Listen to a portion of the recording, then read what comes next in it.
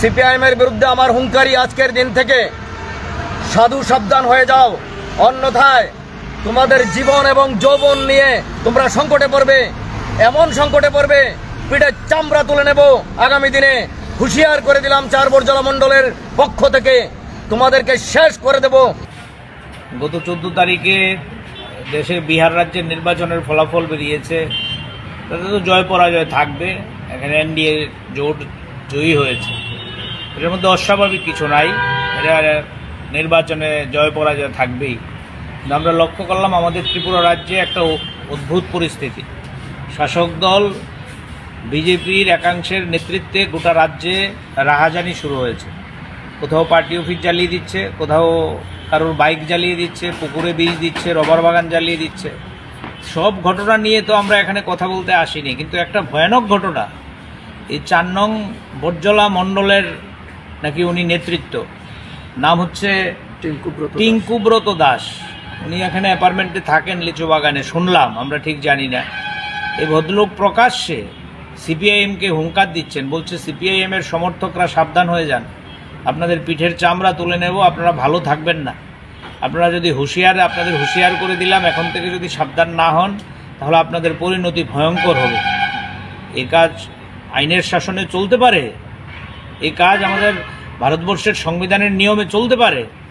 আমরা সোশ্যাল মিডিয়াতে দেখলাম, এটা ভাইরাল হয়েছে, হাজার হাজার মানুষ এটা নিন্দা জানাচ্ছে সোশ্যাল মিডিয়ার মধ্যে। আমরা এটা দেখার পর সিপিআইএম সদর মহকুমা কমিটির পক্ষ থেকে আজকে এই টিঙ্কুব্রত দাসের বিরুদ্ধে এখানে সুনির্দিষ্ট নামধাম ঠিকানা দিয়ে আমরা এফআইআর করেছি। আমরা এনসিসি পিএসের পুলিশ কর্তৃপক্ষের কাছে দাবি জানিয়েছি অবিলম্বে ঘটনার তদন্ত করে এই যে দুর্বৃত্ত, এটা দুর্বৃত্ত বলবো না, এটা হচ্ছে সমাজে আইন শৃঙ্খলা নষ্ট করার অন্যতম কারিগর, তাকে অবিলম্বে গ্রেপ্তার করে দৃষ্টান্তমূলক শাস্তি দেয়। সোশ্যাল মিডিয়ায় মুখ্যমন্ত্রীর নামে কথা বললে পরে তার বাড়ি আক্রান্ত হয়, পুলিশ তাকে ধরে নিয়ে আসে। সোশ্যাল মিডিয়ায় শাসক দলকে নিন্দা করলে, কথা বললে তাকে জেল খাটতে হয়। আর সোশ্যাল মিডিয়ায় হুঙ্কার দিচ্ছে সিপিএমের পিঠের চামড়া তুলে নেবে। সরকার এখন পর্যন্ত কোনো স্বতঃপ্রণোদিত মামলা নিল না। সরকারের শাসক দলের পুলিশ কর্তৃপক্ষ কিংবা স্বরাষ্ট্র দপ্তর সম্পূর্ণ নীরব। এটা আমাদের কাছে কেমন অবাক লাগছে। তো আমরা লক্ষ্য করছি আইন তো এভাবে রক্ষা হয় না, আইন তো হবে নিরপেক্ষ। যদিও আমরা অনেক দিন ধরে সিপিআইএম বলছি রাজ্যে আইনের শাসন নেই, মণ্ডলের শাসন, আইনের শাসন নেই।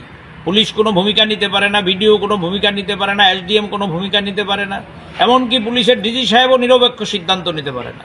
সিদ্ধান্ত হয় সব মণ্ডলে, বিজেপির অফিসে। তো এই মণ্ডল অফিসের সামনে বিজয় মিছিল থেকেই হুঙ্কার দিচ্ছে, কি আর বলবো।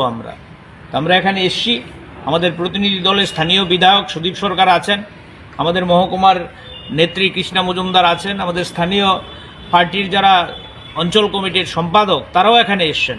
আমরা উদ্বেগে আছি। এই উদ্বেগ আমাদের দূর করার জন্য আমরা দৃষ্টান্তমূলক শাস্তি চাই। আমরা অবিলম্বে এই দুর্বৃত্তের গ্রেপ্তার এবং শাস্তির দাবি নিয়েই এখানে এফআইআর করতে এসেছি।